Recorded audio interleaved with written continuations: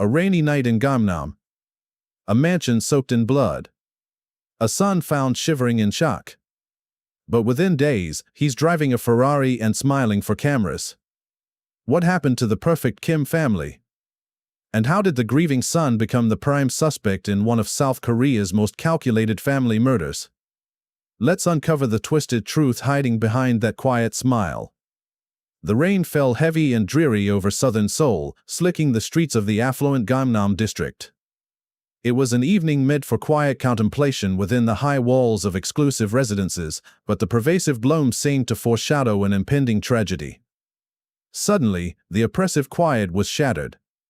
The wail of police sirens and the urgent pulse of ambulance lights tore through the manicured neighborhood, converging on a single point, the stately mansion belonging to the Kim family. Known for their success and standing, the Kims represented an ideal, a picture of intellectual achievement and societal respect. Tonight, that picture would be irrevocably destroyed.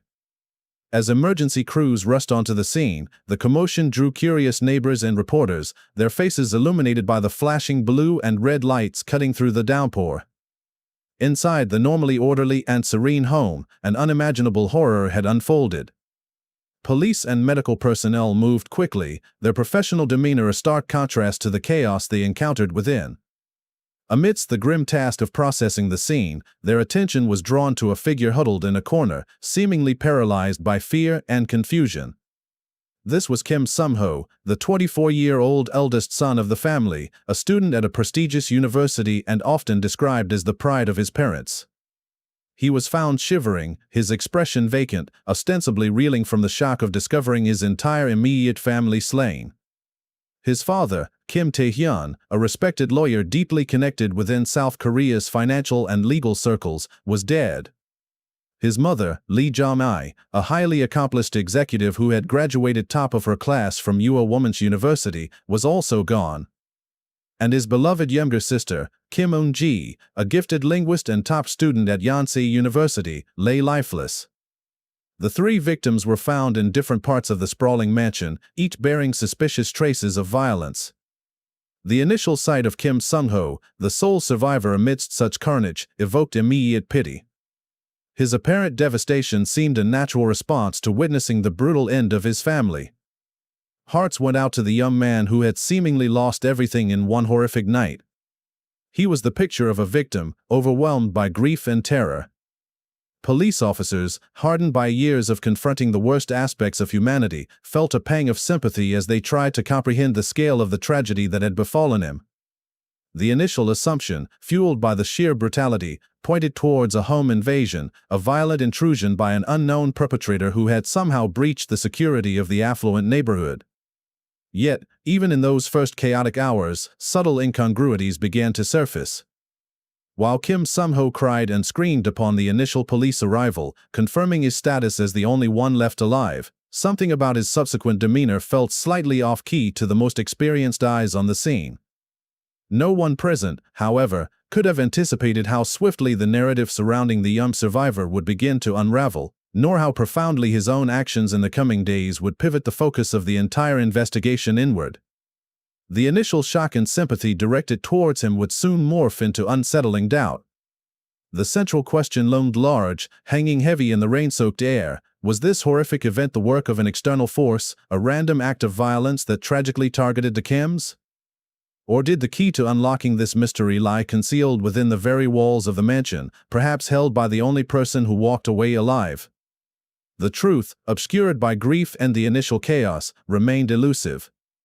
This case, born from a night of unimaginable violence in the heart of Gangnam, would evolve into a complex puzzle involving meticulous forensic work, deep psychological probing, and a nationwide media frenzy. It would force a society to confront uncomfortable questions about family, ambition, and the darkness that can fester behind even the most polished facades. The journey to uncover what truly happened that night would be arduous, delving into the intricate details of the crime, the hidden life of the sole survivor, and the meticulous police work required to bring the facts to light. As the initial shockwaves subsided, investigators began the painstaking process of piecing together the events of that tragic night, unaware that the most crucial clues might lie not just in the physical evidence, but in the perplexing behavior of Kim Seung-ho himself. As the initial shockwaves subsided within the opulent Gangnam mansion, investigators began the painstaking process of documenting the scene, moving beyond the immediate horror to the methodical work of gathering evidence. While the image of the grieving survivor, Kim Seung-ho, initially dominated perceptions, the stark realities encountered by the seasoned detectives started to paint a conflicting picture. Standard police procedure involves meticulously examining points of entry, assessing signs of struggle, and looking for evidence of external intrusion, particularly in a suspected homicide. Yet, within the Kim residence, crucial indicators were strangely absent. There were no signs of forced entry. Doors remained locked, windows secured without apparent damage, suggesting that whoever committed the acts likely had legitimate access or was already inside. This immediate finding cast a shadow of doubt on the theory of a random home invasion. Furthermore, the state of the interior presented its own set of contradictions. While there were signs of disarray, scattered items, documents strewn in the study, several knives pulled from their block in the kitchen, it lacked the chaotic signature of a robbery gone wrong. Valuable items appeared largely untouched. Even more perplexing was the graffiti discovered scrawled in red paint on a living room wall.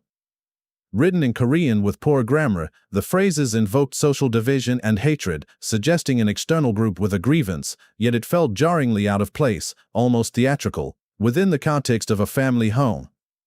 Experienced investigators sensed an artificiality, a feeling that elements of the scene might have been deliberately arranged or staged to mislead.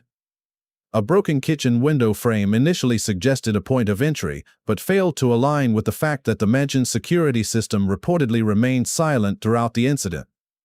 Amidst this puzzling physical evidence, the focus inevitably turned to the sole survivor.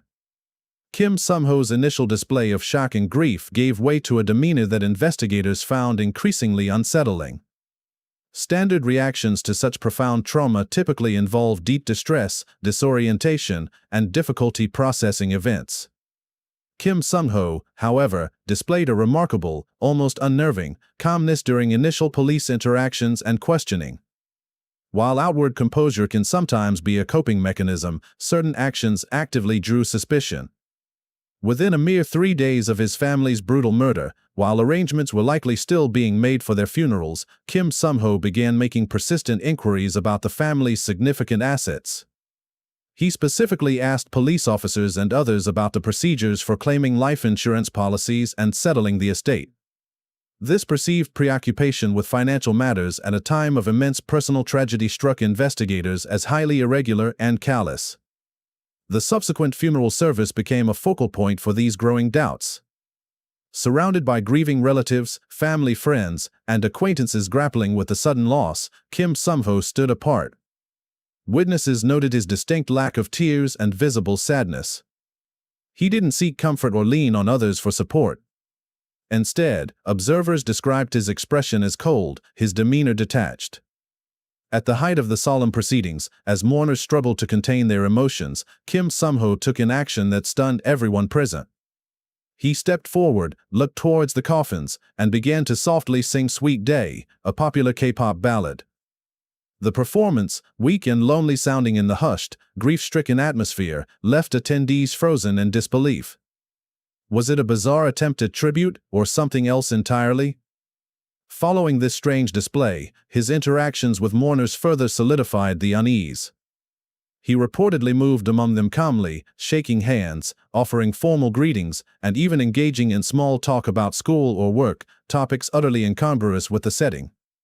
When close friends approached to offer comfort, he merely nodded with the same detached look before moving away alone. Relatives and acquaintances exchanged troubled glances, later describing his unnatural smile, his discussion of future plans rather than mourning his father, and an unsettling air of creepy nonchalance and privilege. These observations, coupled with his swiftness in accessing insurance funds and purchasing a luxury foreign car shortly thereafter, painted a disturbing portrait. The initial image of the pitiable victim was rapidly eroding, replaced by suspicion. Experienced investigators like team leader Kim Ri-young, sensitive to inconsistencies in behavior and narrative, recognized these actions not as signs of shock, but as potential indicators of something far darker. The convergence of the staged feeling crime scene and the survivor's profoundly abnormal behavior forced a critical shift in the police investigation's trajectory. Kim Seung-ho was no longer merely a witness to tragedy, he was now squarely at the center of their scrutiny, a potential suspect in the murder of his own family. The unsettling behavior and staged scene elements demanded more than just intuition. They necessitated a deep dive into the irrefutable world of forensic science and a meticulous reconstruction of events to test the survivor's version of the truth. The unsettling behavior of Kim Seung-ho and the perplexing inconsistencies at the crime scene demanded more than just intuition. They necessitated a deep dive into the objective, irrefutable world of forensic science.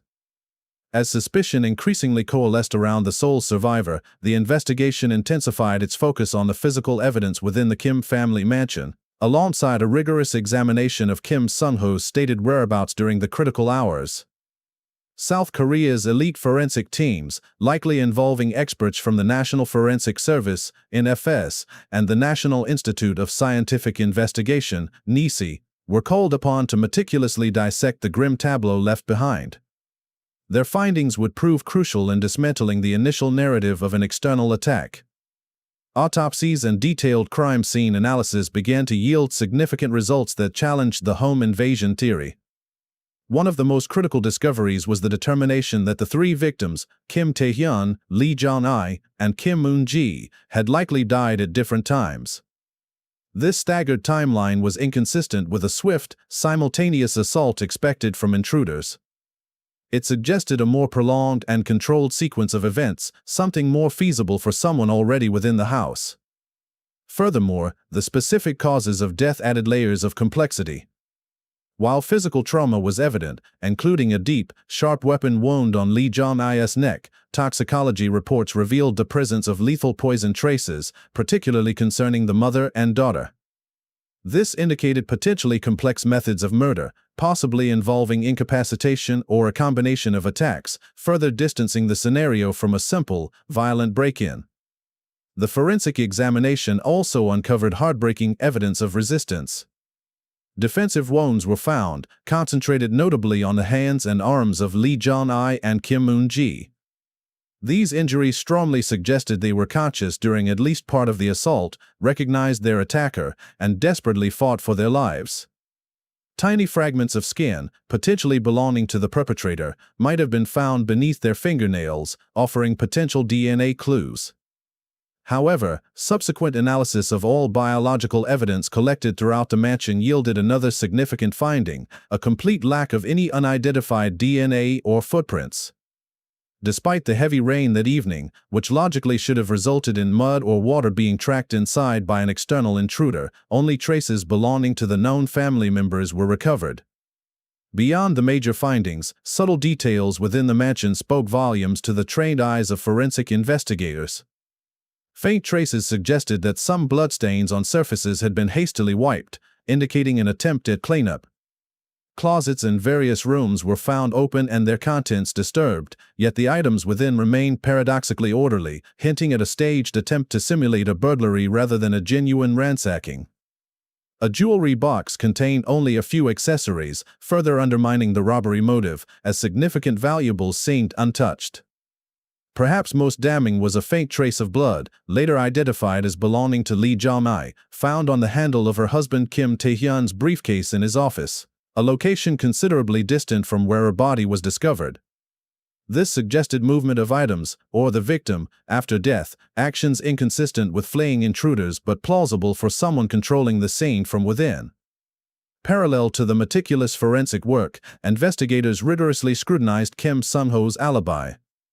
He initially claimed to have been with friends during the entire period the murders were estimated to have occurred. However, establishing and verifying an alibi is a cornerstone of any major criminal investigation technique. Detectives employed a range of methods, cross-referencing Kim Seung-ho's timeline with objective data sources. Hours of CCTV footage from streets, building entrances, and businesses along his supposed route were reviewed. Location data from his cell phone provided a digital footprint of his movements. Crucially, investigators conducted detailed interviews with the friends he named in his alibi. The results systematically dismantled his claims. Significant inconsistencies emerged between his account and the verifiable data.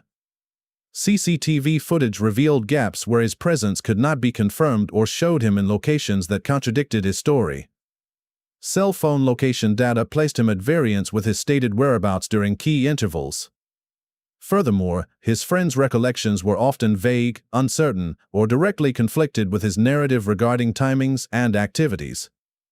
His statements reportedly shifted under repeated questioning, particularly concerning the exact time he returned home and his specific actions that day.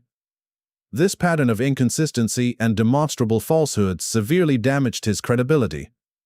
The combination of these two investigative pillars, forensic science and alibi verification, proved devastating to the initial theory of an external attack.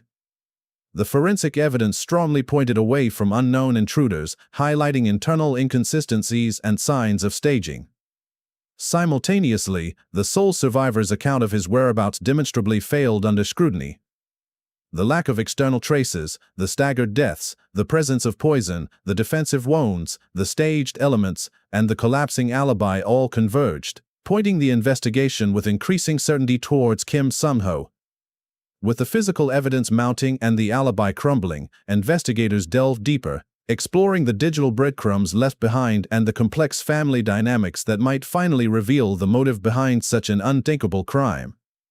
With the physical evidence mounting and Kim Seung-ho's alibi crumbling under scrutiny, investigators recognized the need to delve deeper, exploring the digital realm and the complex family background that might finally illuminate the why behind such an appalling crime. The investigation turned towards Kim Seung-ho's personal electronic devices, his laptop, cell phone, perhaps even digital storage found in his briefcase, recognizing that in the modern age, the digital footprint often reveals truths hidden from the physical world. Led by experienced officers like Team Leader Jang, the Digital Forensics Unit embarked on a meticulous search, uncovering a disturbing landscape of hidden intentions and calculated research. The examination of Kim Seung-ho's internet activity painted a chilling picture of premeditation. Far from random browse, his search history revealed targeted inquiries into highly suspicious topics. He had utilized tools to obscure his tracks, employing anonymous browsers and frequently changing VPNs, virtual private networks, to mask his IP address, and routinely cleared his search history, actions indicating a clear awareness of leaving incriminating evidence and a deliberate effort to avoid detection. The search terms themselves were damning: extensive queries about various poisons, toxicology reports, lethal dosages, and hazardous substances. Alongside this, he researched methods for constructing airtight alibis and techniques for crime scene staging, specifically looking into ways to manipulate evidence to suggest theft or mislead investigators about the perpetrator's identity. Crucially, searches related to Korean inheritance law appeared repeatedly, strongly suggesting a financial dimension to his thoughts. The digital trail showed a mind actively exploring the how-to of murder and its concealment, coupled with a clear interest in the financial consequences. Further digital investigation uncovered hidden files and folders on his devices, some potentially protected by simple passwords. These contained technical jargon related to poisons and, possibly, nascent plans or checklists related to the crime. Police also undertook the task of secretly tracking his communications, calls and messages, particularly in the period following the incident. While many conversations outwardly feigned grief or shared pain with friends and remaining family, analysis suggested an underlying pattern of caution, probing for information about the investigation's progress rather than expressing genuine sorrow. Electronic receipts and transaction data provided another critical link, revealing records of Kim Seung-ho purchasing specific chemical products, potentially under the guise of academic research using his student ID, and special types of paint consistent with that used in the staged graffiti at the crime scene. These purchases were sometimes split into smaller transactions and delivered to different addresses across Seoul, suggesting a deliberate effort to avoid raising red flags. This disturbing digital portrait gained horrifying context when juxtaposed with the reality of the Kim family's background, a stark contrast to their gleaming public image. Outwardly, the Kims were the epitome of success in Seoul's prestigious society. Kim Tae-hyun, the father, was a renowned lawyer with extensive connections. Lee Jong-ai, the mother, was a top graduate of the prestigious Ua Women's University and a senior executive at a major pharmaceutical company. Their daughter, Kim Eun-ji, excelled linguistically and was a top student entering Yonsei University. The family possessed significant wealth, properties including the valuable Gangnam apartment, corporate shares, luxury vehicles, and were seen as role models, frequently participating in charity events. However, behind the facade of success and harmony lay a cauldron of intense pressure and hidden resentment, particularly bearing down on Kim Seung-ho. He reportedly confided in his best friend about his crushing fear of failing to meet his parents' towering expectations. Academic struggles, even minor slips in grades, allegedly led to atmospheres of silent pressure at the dinner table. While expected to be the model eldest son, inside he wrestled with a growing sense of personal crisis and anxiety about his future.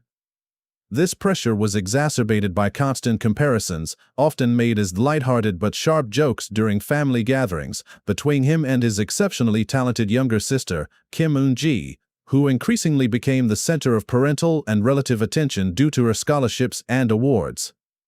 This dynamic seemed to foster a deep-seated sibling rivalry and resentment within Seung-ho, chipping away at his self-worth. His emotional state deteriorated. He reportedly became withdrawn, less communicative, preferring the isolation of his room. Changes noted with concern by his mother but seemingly dismissed by his father, who urged him not to be weak. Compliments or minor achievements felt like mere stepping stones in the relentless race to surpass his sister and earn parental pride. The investigation, combining the digital evidence with insights into these toxic family dynamics, began to form a powerful and plausible motive. Kim Seung-ho appeared trapped, dependent on his family's wealth and status, yet simultaneously oppressed by their expectations and resentful of his perceived secondary status compared to his sister. The digital searches explicitly linking poisons, alibi creation, and crime scene staging with inheritance law pointed strongly towards a financial motive: greed. This greed, however, seemed deeply intertwined with years of accumulated psychological distress, frustration, and a profound sense of injustice stemming from the immense pressure and sibling comparisons. It was this potent, toxic cocktail of resentment and a desire for the family fortune that investigators concluded likely fueled the meticulous, cold-blooded planning revealed in the digital shadows of his life. Understanding the why and seeing the digital blueprint led investigators to uncover the terrifying how, the elaborate steps taken to orchestrate the tragedy that wiped out nearly his entire family.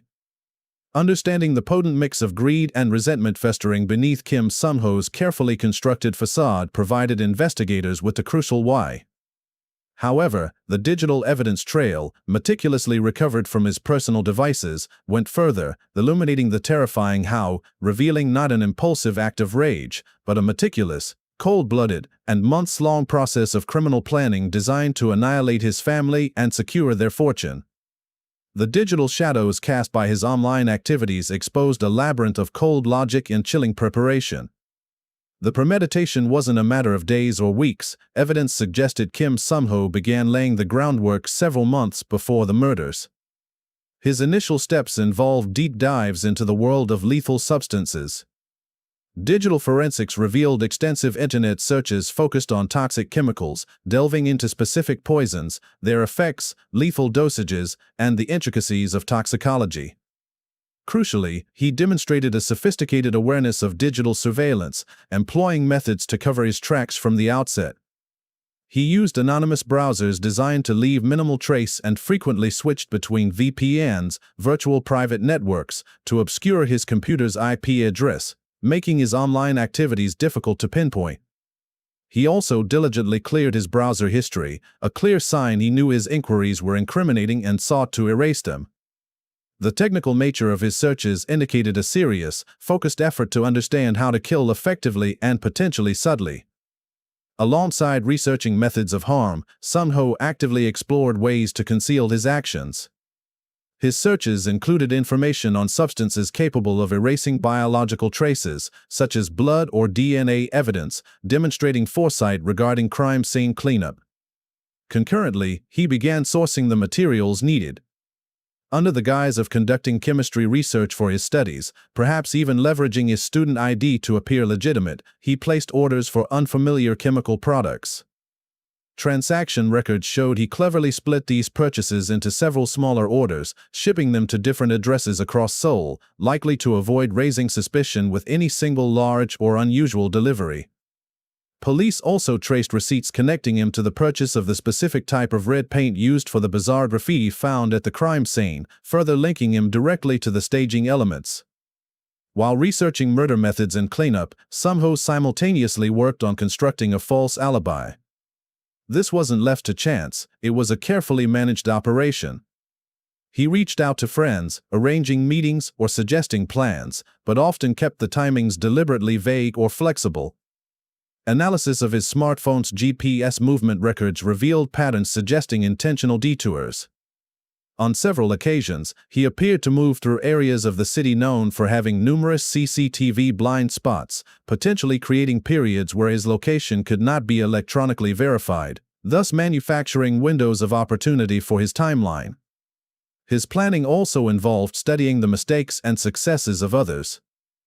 Digital records showed he spent considerable time researching domestic and international crime cases, paying particular attention to how perpetrators manipulated crime scenes to confuse investigators or establish false motives. His search history flagged recurring keywords related to staging a theft scene without physical evidence, traces that lead to a mistaken identity, and, significantly, repeated searches concerning the specifics of Korean inheritance law. This pointed towards a calculated effort to learn not only how to commit the crime but how to control the narrative afterward. Approximately a month before the murders, the financial motive crystallized in a chillingly organized manner.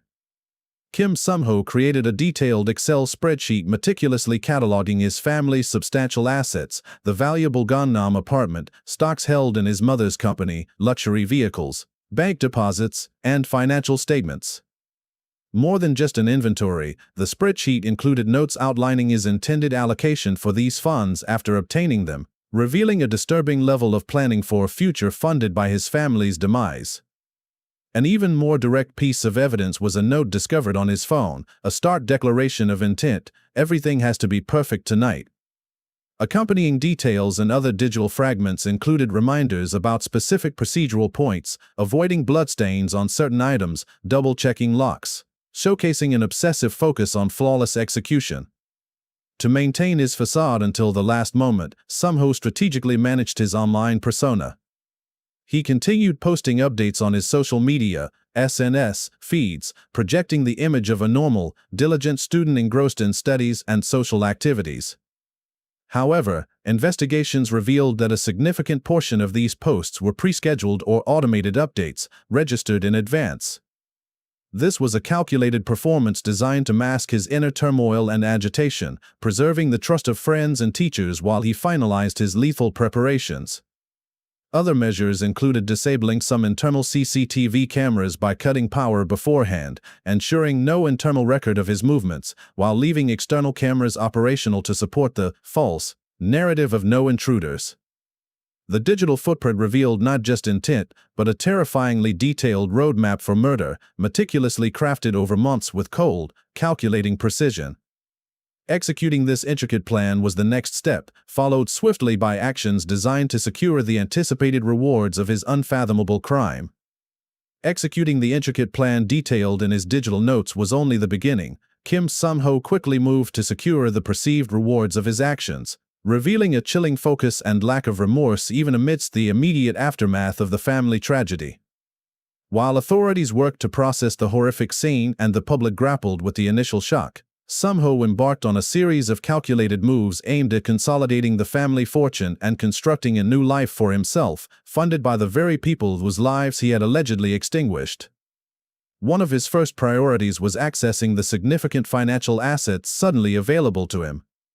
Without apparent hesitation or delay, he initiated the process to withdraw substantial sums from his parents' life insurance policies. Simultaneously, or shortly thereafter, he undertook the legal steps to transfer the ownership title of the valuable family mansion in Gangnam into his own name. These rapid maneuvers to secure the inheritance, occurring while the shock of the murders was still raw, struck many observers, including remaining relatives and investigators, as disturbingly swift and devoid of the respect or grief expected under such circumstances.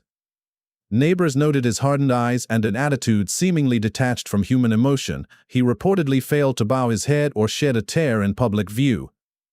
The influx of wealth triggered an immediate and dramatic transformation in his lifestyle. The money earned from the tragedy was spent without reservation. Kim Seung-ho quickly signed a lease for a luxury apartment in Seoul's bustling Mapo district, a world away from the staid environment of his family home. He purchased the latest model sports car, a symbol of newfound status and freedom. His spending habits became conspicuous, indulging in luxury consumer goods, high-end entertainment services, and reportedly taking frequent extravagant parties and short trips, both domestically and internationally. This flamboyant consumption stood in stark contrast to the Kim family's known reputation for relative frugality and a somewhat reclusive existence. Old acquaintances and former college classmates were astonished by the rapid escalation in his expenditures, finding the previously known filial son and model student suddenly unrecognizable, a stranger living a life completely alien to his past. Some of these activities, like photos from trips or parties, were allegedly shared selectively, perhaps on private blogs accessible only to a curated circle of newer friends. While embracing this new lifestyle, Seung-ho systematically distanced himself from potential scrutiny and uncomfortable questions. He became obsessed with preserving his false image and honor, cutting off contact with many close relatives who might probe too deeply into the family's affairs or his sudden wealth. He consistently refused interviews with the press, shielding himself from journalistic inquiry. His contact information and address were changed frequently, making him difficult to track, his greatest fear seemingly being investigative reporters digging into the origins and management of his inheritance. Beyond the lavish spending, other cold-blooded calculations emerged. Seung-ho embarked on further acts of deception, preying on the sympathy and trust of those who still believed him a victim. He reportedly staged a heart-wrenching drama, fabricating a story that he had been diagnosed with a serious illness, such as a brain tumor or cancer. Armed with allegedly fake medical certificates and carefully practiced expressions of pain, he approached distant relatives and old school friends, soliciting large sums of money purportedly needed for expensive overseas hospital treatments that never existed. Many, moved by his tragic circumstances and apparent suffering, provided financial support. This pattern of fraud grew bolder. Leveraging the lingering respect associated with the Kim family name, he approached small investors or his parents' former acquaintances with proposals, possibly involving fictitious IT startup ventures funded by the insurance money. Reports suggested that in some cases, after receiving funds, contact would be abruptly cut off. These elaborate scams only began to unravel later when some creditors, suspicious of the lack of progress or communication, attempted to independently verify his claims or identity within the financial community. As he navigated this web of lies, Seung-ho reportedly became increasingly suspicious and introverted, developing a volatile paranoia.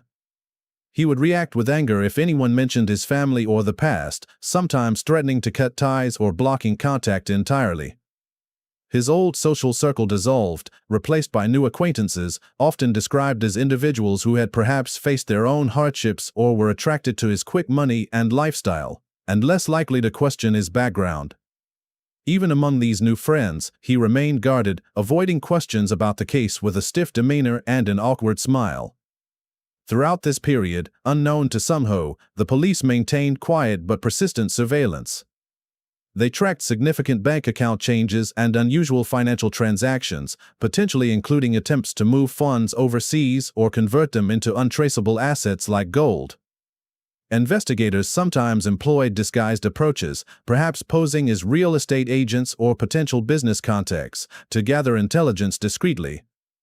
Any detected suspicious activity immediately triggered efforts to secure new evidence, widening the net of the ongoing investigation. Simultaneously, Kim Seung-ho engaged in a seemingly contradictory pursuit, highly visible charity work. He became involved with various welfare organizations, making donations and promoting charitable causes, ostensibly as a way to find psychological balance after his profound loss. However, the likely objective behind this meticulously scripted effort, including calculated interactions with NGO representatives and appearances on talk shows discussing overcoming grief, was strategic image management. It appeared to be a calculated attempt to establish himself as a sympathetic figure in the media, perhaps hoping to influence public opinion or create a positive narrative buffer against the ongoing investigation. Although outwardly projecting an image of success and philanthropy, internally, feelings of loneliness, anger, and perhaps guilt manifested in strange dreams or flashes of anxiety piercing through his carefully constructed shield. While Seung-ho attempted to navigate this precarious existence of luxury and lies, two powerful forces were converging: the relentless glare of public scrutiny, amplified by the media, and a determined police investigation employing increasingly sophisticated methods to uncover the truth hidden beneath his complex deceptions. While Kim Seung-ho attempted to navigate his precarious new existence built on deception and funded by tragedy, two powerful forces were converging, tightening the net around him. The first was the relentless glare of public scrutiny, amplified by an unprecedented media frenzy. The second was a determined and increasingly sophisticated police investigation, operating quietly but closing in with methodical precision. The Kim family incident, occurring not in some distant, troubled neighborhood but in the insulated heart of luxurious Gangnam, tapped into deep societal anxieties about safety, class, and the hidden fragility of even the most outwardly successful families, making it irresistible fodder for news outlets and public discourse. From the morning after the discovery, the case exploded across South Korea. Major broadcasting stations like SBS, KBS, JTBC, and YTN dispatched reporters who maintained a near-constant vigil outside the Kim residence, broadcasting live updates on every police movement and legal development. Newspapers, including prominent dailies like the Chosun Ilbo and Jeongnam Ilbo, ran headline stories: "Family murder spreads in the heart of Gangnam," and followed up with in-depth articles exploring Korean family culture, the immense academic pressure faced by youths, and the potential for emotional suppression within the middle and upper classes.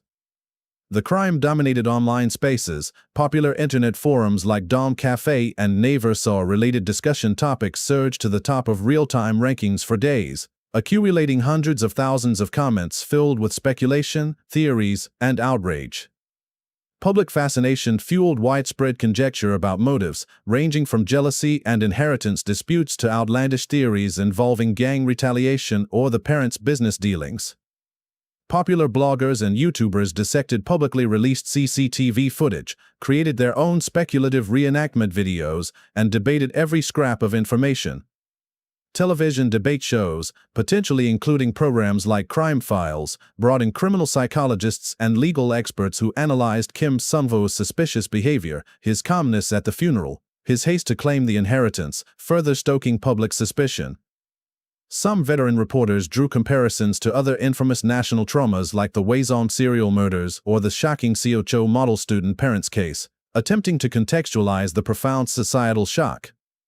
This intense media focus created a feedback loop. Public interest drove media coverage, in turn, shaped and amplified public opinion, which increasingly turned against the sole survivor whose actions seemed so dissonant with victimhood. The police themselves, while appealing for caution against speculation and fake news often spread by sensationalist outlets, were undoubtedly influenced by the public mood and the need to conduct a thorough, transparent investigation under intense pressure. Recognizing that behavioral anomalies and circumstantial evidence alone might not secure a conviction for such a meticulously planned crime, the Seoul Metropolitan Police Agency strategically shifted gears. They initiated a secret, special investigation phase, acknowledging the need for irrefutable proof.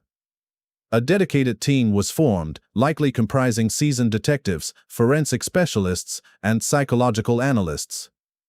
Understanding that direct confrontation might only cause Seung-ho to withdraw further, they opted for a more subtle approach, an undercover operation.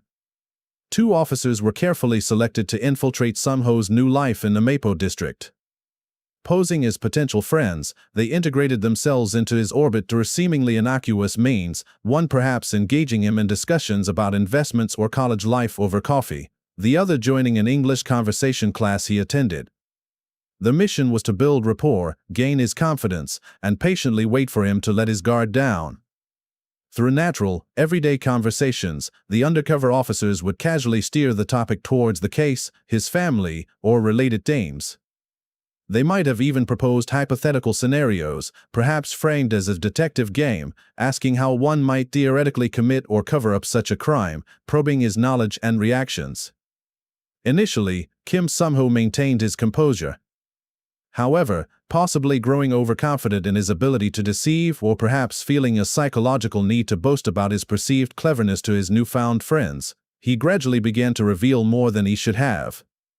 During these carefully orchestrated conversations, potentially in relaxed settings like cafes, he started displaying detailed knowledge about crime scene staging, psychological manipulation of investigators, and methods of covering tracks. The critical breakthrough came when, perhaps prompted by a hypothetical question, he allegedly divulged specific details about the crime that had never been released to the media and only the perpetrator could know. This reportedly included drawing an accurate floor plan of the mansion, pinpointing exact locations of bloodshed, and carelessly mentioning specific, obscure chemicals or the potential crime weapon, referred to in some accounts by a name like Unrich. These entire conversations were secretly recorded, providing damning evidence directly from Seung-ho's mouth. While the undercover operation unfolded, other investigative arms worked in parallel. Digital forensics experts continued their deep dive, successfully hacking into computer hard drives and recovering deleted emails, electronic diary entries, and potentially incriminating notes related to the incident's planning and execution. Separate audio recording files were also allegedly found, documenting chilling experiments, possibly including tests of chemical dosages and monitoring physiological responses. Forensic teams re-examined physical samples from the house using the latest techniques, finding toxin traces on specific dishes or cups potentially used only in the commission of the crime. Crucially, while Seung-ho's fingerprints were largely absent from the main crime scene, suggesting careful cleanup, his prints were reportedly identified clearly on a container for one of the chemicals purchased earlier. Police also gathered evidence suggesting he was preparing to flee, including tracking attempts to send large sums of money overseas and inquiries made to an acquaintance about purchasing gold, actions indicating consciousness of guilt and a desire to escape. Armed with damning recordings, recovered digital plans, crucial fingerprints, and Seung-ho's own incriminating words revealing knowledge only the killer could possess, the investigation team finally had the irrefutable evidence needed. The web of media scrutiny and covert police work had drawn tight, setting the stage for an arrest and the final, dramatic confrontation in court. Armed with damning recordings, recovered digital plans, crucial fingerprints, and Kim Seung-ho's own incriminating words revealing knowledge only the killer could possess, the extensive police investigation culminated in his arrest and moved towards its inevitable legal conclusion, the trial. The case convened at the Seoul District Court, an arena charged with palpable tension and immense public interest. Even though considerable time, possibly nearly 3 years, had passed since the horrific events first shocked the nation, the fascination and horror surrounding the Kim family familicide had not waned. On trial days, hundreds of reporters, journalists, and curious citizens lined the streets outside the courthouse, while inside, the courtroom gallery was packed, likely including distant relatives bearing the weight of loss and members of the public drawn to witness the final chapter of this tragic saga unfold. The prosecution laid out its case with methodical precision, presenting the vast array of evidence gathered throughout the complex investigation. The narrative they constructed was one of cold, calculated premeditation driven by greed and resentment. Key evidence likely included recovered digital diaries or notes detailing the planning stages, transaction records documenting the purchase of poisons or chemicals, potentially incriminating drawings of the crime scene found among his possessions, and financial records like emails or spreadsheets that illuminated the significant inheritance motive. Statements from friends Seung-ho had attempted to use to construct his false alibi were presented, alongside the data, CCTV footage, cell phone location records, that systematically dismantled his claims. Forensic reports detailed the grim findings from the autopsies, the different times of death, the presence of poison, the defensive wounds indicative of a struggle. Crucially, the prosecution presented the powerful evidence gleaned from the covert phase of the investigation. Audio recordings captured during the police sting operation were likely played, allowing the court to hear Seung-ho's own voice discussing details of the crime, information not publicly known, such as the specific layout related to the bloodshed or the mention of particular substances like Unrich.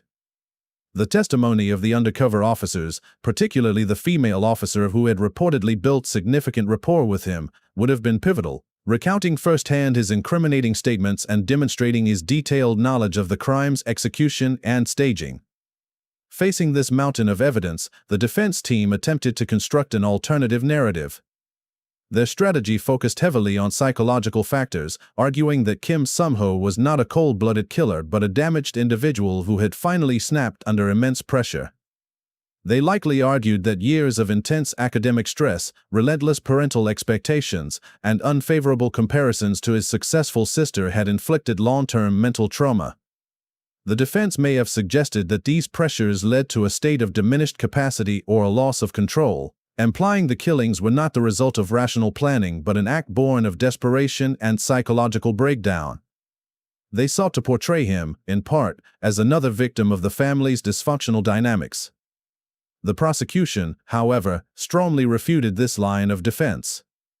They countered by methodically re-emphasizing the extensive evidence of premeditation spanning several months, the careful research, the use of anonymity tools, the staged purchases, the meticulous alibi construction, and the detailed financial planning evident in the asset spreadsheet. They argued that these actions demonstrated clear awareness, calculation, and self-control, directly contradicting claims of a sudden loss of control or diminished capacity. Prosecutors likely stressed that while Seung-ho may have experienced pressure, there was no evidence of a diagnosed mental disturbance that would negate his criminal responsibility under the law. His actions before, during, and after the crime, they argued, pointed unequivocally to a deliberate and purposeful plan. The trial reportedly featured several climactic moments. One such instance may have been the direct confrontation between Kim Seung-ho and the forensic scientist who analyzed the chemical evidence related to the poisons. Another key point was the testimony of the undercover police officer, presenting the secret recordings and detailing how Seung-ho, believing he was confiding in a friend, revealed his guilt. During these critical junctures, particularly when faced with the most irrefutable evidence from the sting operation, Kim Seung-ho was reported to have remained completely silent, offering no excuses or explanations, his composure perhaps finally cracking under the weight of the truth being laid bare. Ultimately, the evidence was overwhelming. The judges at the Seoul District Court delivered their verdict. Kim Seung-ho was found guilty on multiple counts related to the murders of his father, mother, and sister. He was sentenced to life imprisonment. The reaction in the packed courtroom was reportedly not one of vindictive triumph but of profound, heavy silence. There was no joy, only a somber acknowledgement of the tragedy's immense scale. The faces of distant relatives likely reflected deep sadness for the lives lost, while old friends perhaps grappled with disappointment and despair, mourning the person they thought they knew. The defense team could only absorb the outcome, the culmination of years of investigation and legal battle. In the immediate aftermath, the once Grand Kim family mansion in Gangnam, a former symbol of elite success, took on a new, grim identity. Marked officially as a crime scene, it stood as a dark monument to the tragedy. It became a morbid point of interest and, for a time, reportedly served as a field training site for students of law, psychology, and sociology, a tangible, lingering scar left by a crime that exposed the terrifying fragility hidden beneath a veneer of perfection. While the trial brought legal closure and the house stood as a grim reminder, the case continued to resonate deeply within South Korean society, prompting difficult questions about family, ambition, and the potential for darkness within, leaving behind indelible societal scars. While the trial brought legal closure and the once proud Gangnam house stood as a grim monument to the lives lost within, the Kim Seung-ho case continued to resonate deeply within South Korean society, prompting difficult conversations and leaving behind indelible scars. The sheer brutality of the familicide, carried out with such cold calculation by the family's own eldest son and heir, represented more than just a singular criminal act. It became a dark mirror reflecting uncomfortable truths about societal pressures, hidden familial dysfunction, and the terrifying potential for violence lurking beneath surfaces of affluence and respectability. The narrative arc of the case itself remains profoundly disturbing, a shocking triple homicide discovered in the heart of Seoul's wealthiest district, the initial pity for the seemingly traumatized Seoul survivor, The gradual emergence of behavioral inconsistencies and forensic clues pointing inward, the painstaking uncovering of months-long premeditation through digital forensics and traditional police work, and the final, chilling conviction based on overwhelming evidence, including Seung-ho's own incriminating words captured during a sophisticated undercover operation. Kim Seung-ho, the university student once seen as the family's pride, was unmasked as a meticulous planner and perpetrator, driven by a toxic combination of deep-seated resentment and calculated greed. Beyond the specific details of the crime and investigation, the legacy of the Gangnam familicide lies in the broader themes it illuminated. It served as a stark, public dismantling of the pervasive myth that material wealth and high social standing guarantee familial harmony or insulate individuals from profound psychological distress. The Kim family, viewed from the outside as a paragon of intellectual success and stability, harbored intense internal pressures and resentments that ultimately proved catastrophic. The case forced a painful societal reckoning with the immense weight of expectation placed upon young people in South Korea's hyper-competitive environment, particularly concerning academic achievement. The relentless drive for success, the constant comparisons, and the perceived failure to meet parental expectations, as experienced by Seung-ho, were presented not as excuses, but as contributing factors to a psychological landscape where resentment could fester and ultimately warp into lethal intent.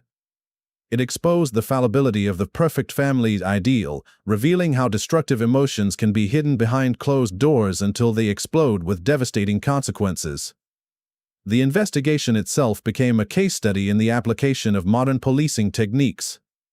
It underscored the indispensable role of traditional forensic science in analyzing physical evidence, autopsy results revealing staggered death times and poison, the meticulous examination of the crime scene for trace evidence, or the lack thereof. Simultaneously, it highlighted the critical importance of digital forensics in the 21st century. Recovering deleted search histories, analyzing hidden files and spreadsheets, tracking online purchases, and scrutinizing cell phone location data provided an irrefutable blueprint of Seung-ho's premeditation. Furthermore, the successful deployment of psychological profiling and a long-term undercover sting operation demonstrated the necessity of employing sophisticated methods to penetrate the defenses of a calculating and manipulative suspect. The combined power of these diverse investigation techniques proved essential in bringing the complex truth to light. The intense media frenzy surrounding the case also offers points for reflection. While media coverage undoubtedly played a role in informing the public and perhaps sustaining pressure for a thorough investigation, it also highlighted the challenges of managing high-profile cases in the digital age. The rapid spread of speculation, the emergence of fake news and conspiracy theories online, and the tendency towards trial by media underscored the difficulties authorities face in maintaining investigative integrity and ensuring fair legal processes amidst overwhelming public attention. Ultimately, however, the most enduring legacy of the Kim Seung-ho case is the sheer human cost. 3 lives, those of a respected lawyer, a successful executive, and a promising young student, were violently extinguished. A family unit was utterly destroyed from within. The crime tapped into fundamental societal anxieties about safety within one's own home, the pressures of modern life, and the chilling realization that the capacity for extreme violence can exist even among those seemingly closest to us. The Gangnam familicide remains etched in South Korea's collective memory not just as a sensational crime, but as a significant and disturbing chapter in its criminal history. It serves as a painful, ongoing reminder of the devastating consequences of unchecked resentment and greed, the complex interplay of societal pressure and individual psychology, and the often unfathomable depths of human nature. The echoes of that rainy night in Gangnam continue to provoke questions about prevention, understanding, and the hidden struggles that may lie beneath even the most successful exteriors.